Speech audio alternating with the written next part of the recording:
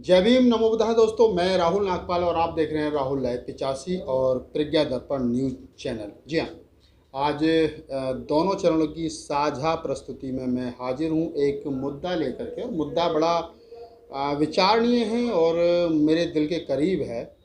दिल के करीब इसलिए है कि एक आर्टिस्ट अगर आर्टिस्ट के बारे में बात करे, कलाकार एक कलाकार के बारे में बात करे, एक साहित्यकार या कवि एक कवि के बारे में बात करे, तो बात इसलिए महत्वपूर्ण हो जाती है क्योंकि हम दोनों एक दूसरे के दर्द को बेहतर समझते हैं और हमें मालूम है कि आज इस मुल्क में इसी महंगाई के दौर में एक कलाकार जो सिर्फ अपनी कला को बेच करके अपने घर को चलाता हो और अगर उसके पास में इसके अलावा कोई आय का स्रोत ना हो तो उसकी माली हालत कैसी होगी या उसके घर की स्थिति क्या होगी या उसका घर किस तरीके से चल रहा होगा, ये बड़ा प्रश्न है। हम तो तथागत की अनुकंपा है कि फाइनेंस की कोई ऐसी दिक्कत नहीं रही।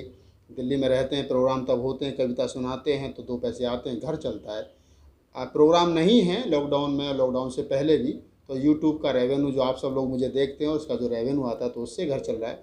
और आप लोगों ने पहले भी इतना दे रखा है कि जो जिससे घर चल रहा है, तो कोई दिक्कत नहीं है। क्योंकि मैं जब इस लाइन में आया था तो ये सोच करके और समझ करके आया था कि मुझे किन किन परेशानियों से गुजरना पड़ेगा।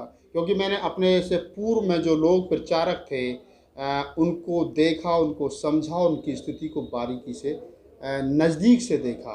और जब देखा तो कुछ डिसीजन मैंने उस समय लिए थे जो लोगों को बड़े कड़वे लगे और लोगों ने ये कहा कि राहुल नागपाल बड़ा अहंकार में इस बात को कहता है। लेकिन आज मेरी बात की पुष्टि उस समय हो गई जिस समय बहुजन समाज पार्टी के राष्ट्रीय प्रचारक मान्यवर साहब काशीराम के सबसे ज़्यादा नज़दीक रहे किशोर कुमार पगला, जिन्होंने 1985 से लेकर के और आज तक टिल डेट यानी वर्तमान समय तक उन्होंने बहुजन समाज पार्टी के लिए क्या कुछ नहीं किया, लेकिन आज उनकी स्थिति क्या है मैं उस पर बाद में चर्चा करूँगा। लेकिन पहले आप मैं अपनी बात को कंप्लीट कर लेता हूँ। उन्होंने जो लेटर डाला है वो लेटर मैं आप लोगों के साथ साझा करूँगा, उसे पढ़ के बताऊँगा, उनके दर्द को बयां करूँगा कि आखिर एक कलाकार का दर्द क्या है। मेरे ऊपर आरोप लगे, आपने एक वीडियो देखा होगा जिसमें मैंने कहा, जिसमें नसीमुद्दीन सिद्दीकी साहब ने मुझे बहन जी के जन्मदिन पर बुलाया था एक प्रोग्राम में कविता सुनाने के लिए लखनऊ। तो मैंने उनसे कहा था कि मैं आने जाने का बाई एयर आऊँगा, बाई एयर जाऊँगा, लखनऊ में बढ़िया फर्स्ट क्लास होटल में रुकूँगा, होटल से मंच तक आपकी गाड़ी से जाऊँगा और आपकी गाड़ी से आऊँगा और 1 लाख रुपये फ़ीस लूँगा।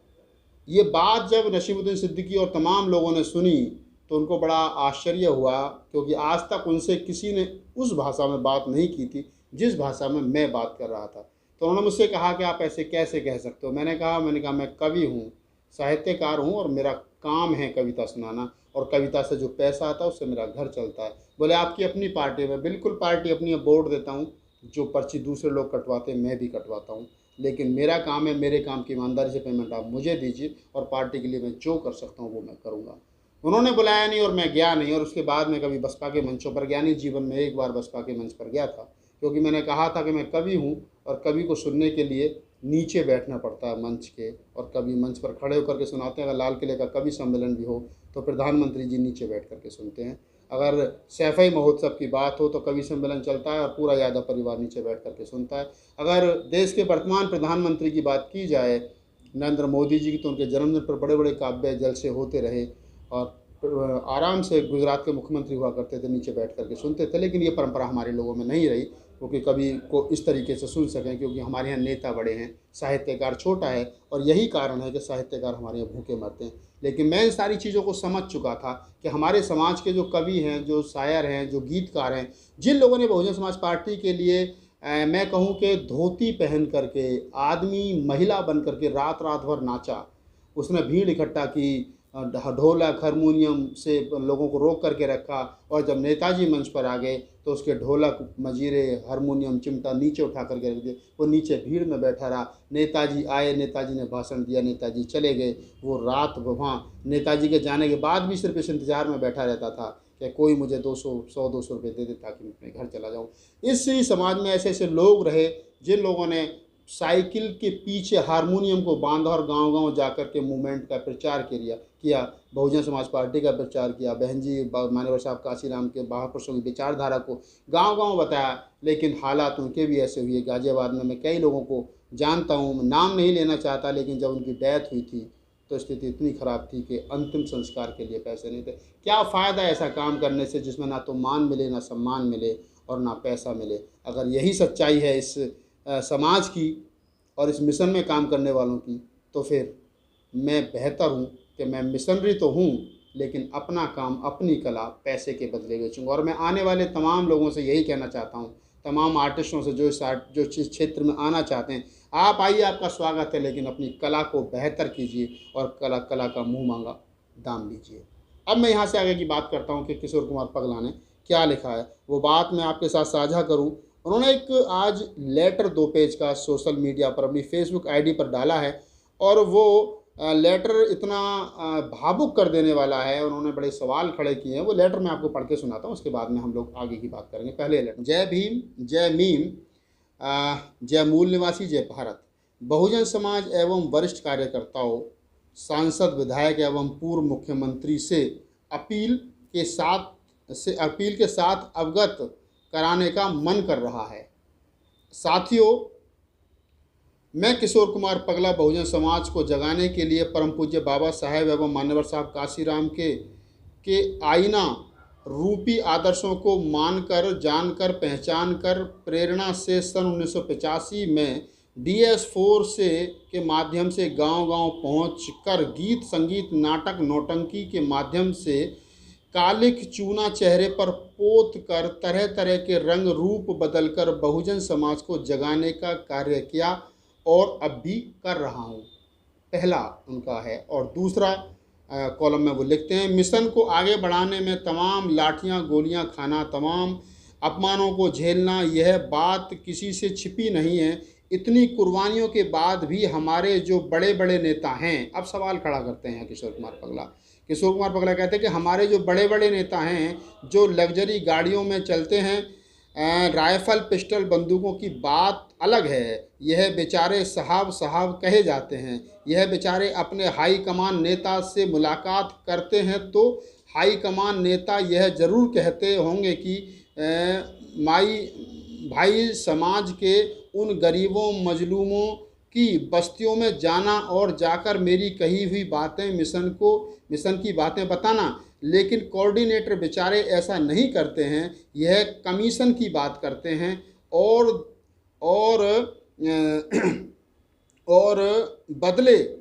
बदले में पैसे वालों की तलाश करते हैं।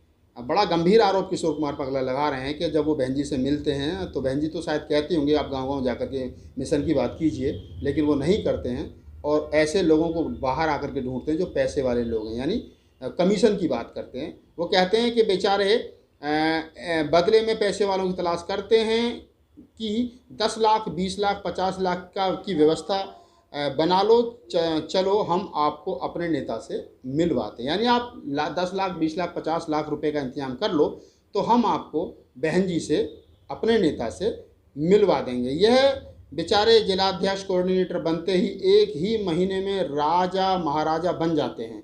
अब हम जैसे लोगों की ज़रूरत महसूस नहीं करते हैं। लाचारी देखिए इस लेटर की। वो कहते हैं कि अब वो हमारे जैसे लोगों की ज़रूरत उनको महसूस नहीं होती है, जबकि हमारे नेता को मालूम है और किताबों में पढ़ा भी है। अब ये पहला पेज यहाँ ख़त्म हो जाता है, मैं दूसरा पेज पढ़ता हूँ। किताबों में पढ़ा भी है कि अपने उन कार्यकर्ताओं की भावनाओं, कुर्बानियों को भुला या नहीं जा सकता जिन लोगों ने समाज के प्रति सचमुच कुर्बानी दी है। उस कुर्बानी देने वालों में एक किशोर कुमार पगला भी है, हो सकता है। अब जाने क्या हो गया हमारे नेता को। बहन जी पे गंभीर आरोप लगाते हैं किशोर कुमार पगला। कहते हैं कि अब जाने क्या हो गया है हमारे नेता को कि हमारे जैसे छोटे मोटे कलाकारों की नहीं पूछा, हमारे जैसे छोटे मोटे कलाकारों को नहीं पूछा जाता है। नहीं तो हर मंचों पर पगला को पूछा जाता था, बुलावा होता था। मुझे मालूम है कि आपके नाम से मेरा नाम, मेरा भी नाम होता था, मतलब बहन जी का जहाँ नाम छपता था कभी, वहाँ किशोर कुमार पगला का भी नाम छपता था, क्योंकि उस किशोर कुमार पगला की भी अपनी एक आइडेंटिटी थी। उनको सुनने और उनको देखने के लिए लोग आते थे। मेरा भी नाम होता था। यह वही पगला है जो मनुवादियों की नींद को हराम कर देता था। इसी कुर्बानियों का सिला क्या मिला मुझे, इन कुर्बानियों का सिला क्या मिला मुझे, यही कि मेरा बेटा गुलशन कुमार बहुत बुरी तरह से मार कर पंखे से लटका दिया गया। भावुक कर देने वाली बात है। एक आदमी जिसने पूरा जीवन मिशन पे लगा दिया, उसके जवान बेटे को मनुवादियों द्वारा मार के पंखे से लटका दिया गया, पंखे से लटका दिया गया, और बता दिया गया कि इसने आत्महत्या की है। बता दिया गया कि इसने आत्महत्या की है। यह वाकया 7/7/2017 का है। बच्चे को मारकर पंखे पर लटकाना आत्महत्या बताया जा रहा था। क्या आत्महत्या करने वाला व्यक्ति बाहर से दरवाजे का ताला बंद कर सकता है? आत्महत्या करेगा जबकि बेटे की हत्या की सूचना जिला अध्यक्षों, कोऑर्डिनेटरों, सांसदों, विधायकों एवं प्रतिनिधियों को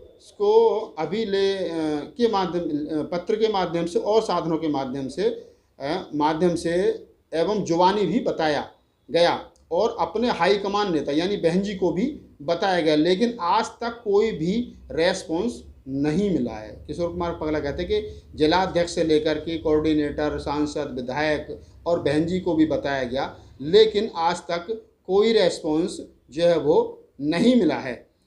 वास्तव में मेरा नेता, मेरे कोऑर्डिनेटर, मेरे सांसद, मेरे विधायक चाल लिए होते हैं, विधायक की चाल लिए होते हैं, पता नहीं क्या लिख रहे हैं, समझ में नहीं आ रहा, उसके चाल लिए होते हैं, शायद इंसाफ मिल सकता था। हाँ, अगर विधायक चाह लिए होते तो शायद मुझे इंसाफ मिल सकता था, लेकिन आज तक इन लोगों ने नहीं पूछा कि क्या हुआ पगला तेरे बेटे के बारे में, क्या मेरी कुर्बानियों का यही सिला है? हमारा नेता और हमारे नेता का सलाहकार यही कहता है कि उनका साथ नहीं देना चाहते हैं जो मजबूर हैं, मजलूम हैं, असहाय हैं। हम दोनों उनका साथ देते हैं जो मजबूत हैं, जो मगरूर हैं। मतलब आप इसको समझ सकते हैं। किशोर कुमार पगला कह रहे हैं कि हमारा नेता यानी बहन जी और उनका सलाहकार यानी सतीश मिश्रा, वो मजलूम और गरीबों और असहायों का साथ नहीं देना चाहते। वो ये कहते हैं कि हम दोनों उनका साथ देते हैं जो मजबूत हैं और मगरूर हैं। उनके कुत्ते भी मर जाएं तो उनके घर जाकर सहायता प्रदान करेंगे। आप समझ सकते हैं कि उनके कुत्ते भी उनके घर में जाकर उनके परिवारों के समझाएंगे, बुझाएंगे और 10 लाख, 20 लाख, 50 लाख की हेल्प भी करेंगे और उनको सहायता प्रदान करेंगे। हमारे हाईकमान नेता की मानसिकता है कि मुझे पगला जैसे लोगों का सहयोग करके उनके दुख की गहराइयों में जाकर मुझे पागल नहीं बनना है। किशोर कुमार पगला कहते हैं कि हमारे नेता यानी बहन जी का ये मानना है कि मुझे किशोर कुमार पगला जैसे लोगों से मिल करके और उनसे बात करके उनकी मजबूरी को समझ करके पागल नहीं बनना है। यानी किशोर कुमार पगला ये बड़ा आरोप लगा रहे हैं। अतः बहुजन समाज के उन सभी भाई बहनों से अनुरोध है कि मेरा कदम कदम पर साथ देते रहेंगे, क्योंकि हमारे बड़े नेता कहते हैं कि हम पागल, अब तेरी ज़रूरत नहीं है। यानी बहन जी कहती है कि पगला हमें तेरी ज़रूरत नहीं। ये लेटर उन्होंने आज पोस्ट किया है। आगे लिखते हैं, आप पागल कहने लगा है कि जब गुलिस्तां को खून की ज़रूरत पड़ी तो कुर्बानियाँ हमारे जैसे लाखों ने दिया। अब वो कहने लगे हैं कि मेरे अंगने में तुम्हारा क्या काम है। और आपका शुभचिंतक किशोर कुमार पगला, उन्होंने अपना मोबाइल नंबर भी इस पर दिया है। तो ये मैं आप लोगों को लेटर किशोर कुमार पगला का पढ़ करके सुनाया। मुझे बड़ा दुख हुआ। मैं जीवन में 1-2 बार उनसे मिला। बड़े मतलब मंच पर ज़बरदस्त गिरफ्त थी।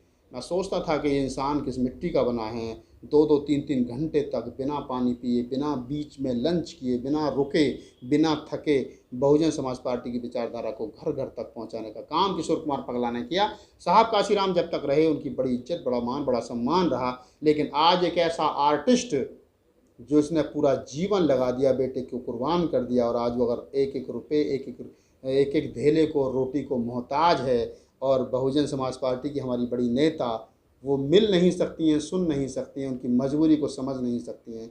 तो मैं यही कहूँगा कि राहुल नागपाल, मैं अपनी जगह ठीक हूँ, और जिन लोगों ने अंधे होकर के मूवमेंट में काम किया, आखिर उनको मिला क्या? क्या हम दूसरा किशोर कुमार पगला पैदा कर सकते हैं? मैं कहूँगा कि नहीं। किशोर कुमार पगला एक था और वास्तव में वो आदमी पागल था मोमेंट के लिए, इसलिए उसको पगला कहा गया। आज उसकी दशा ये है कि उसके पास खाने के लिए ज़रूरत की सामग्री नहीं है।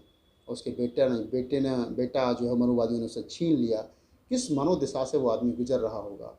बहुत सारी चीज़ें हैं कहने सुनने के लिए, लेकिन मेरी यह वीडियो अगर बसपा के बड़े नेताओं तक पहुँचे और वो इसको देखें और सुनें और समझें, तो किशोर कुमार पगला जैसे लोगों की हेल्प करनी चाहिए, क्योंकि उन लोगों ने आपका लिए जीवन लगा दिया। राहुल नागपाल जैसे लोगों की हेल्प करना मत करना बड़ी बात नहीं है। हम लोग अपने कदम अपने दम पर सोसाइटी में ज़िंदा हैं। आप मेरे करोड़ों फॉलोवर्स हैं, उनके प्यार उनके स्नेह उनकी मोहब्बत की वजह से ज़िंदा हूँ। मेरे लिए महत्वपूर्ण है कि मैंने हर मोमेंट के लिए गीत लिखा, आप लोगों ने सुना। लेकिन राहुल नागपाल अपने दम पर जिंदा है, लेकिन किशोर कुमार पगला जिसने पूरा जीवन बहुजन समाज पार्टी को आगे बढ़ाने में लगा दिया, उसको आज बहुजन समाज पार्टी की ज़रूरत है। बहुजन समाज पार्टी अगर आज किशोर कुमार पगला के साथ खड़ी नहीं हुई तो समझ लेना इस देश के तमाम बहुजन समाज के आर्टिस्टों का आपके ऊपर से विश्वास उठ जाएगा। अगर आपको ये मेरा वीडियो अच्छा लगा हो तो इसको आगे बढ़ाइए, और हाँ, बहुजन समाज पार्टी के नेताओं को ज़रूर दिखाना, ताकि उनको ये पता चल सके कि आप परशुराम की मूर्ति लगा रहे हैं। लगाइए यार, किसने मना किया? आपको राजनीति करनी है, लेकिन कम से कम उसे किशोर कुमार पगला को भी देख लो, जिसने पूरा जीवन आपके लिए लगा दिया। बस चलते चलते यही कहूँगा आपसे कि इस वीडियो को लाइक कीजिए, शेयर कीजिए और मेरे चैनल को सब्सक्राइब कीजिए। और अगर आपका कोई सवाल है तो हर बार की तरह मैं बस अपनी मेल आईडी आपको बता देता हूँ। rahulnagpalofficial@gmail.com पर आप मुझे मेल भी कर सकते हैं। मैं बहुत जल्द कोशिश करूँगा कि आपके ईमेल्स का जवाब दूँ। बहुत सारे आपके सवाल इकट्ठा हो गए हैं, तो मैं एक सोच रहा हूँ कि एक एपिसोड जो इसके लिए बनाऊँ कि जिसमें कि मैं आपका इन सवालों का जवाब दे सकूँ। बस जय भीम, नमो बुद्धाय, जय मुनि।